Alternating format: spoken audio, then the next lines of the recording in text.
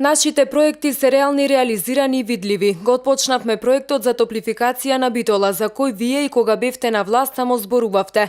Се случија нови инвестиции во индустријската зона Жабени, почеток на изградба на нов стадион, реконструкција на спортската сала Младост, реконструкција на улици, училишта и изградба на градинки, ставање во функција на киното Манаки, реконструкција и нови инвестиции во клиничката болница.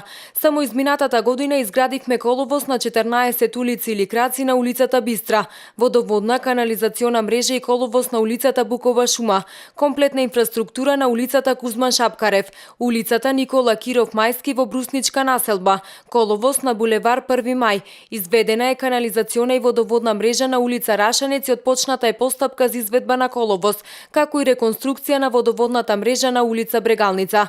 Во завршна фаза е асфалтирањето на 2 краци на улица Широка, како и изградбата на коловоз на улица Даме Груе во Мал Парис. Направени се нови сообраќајни решенија и модернизација во урбаниот дел.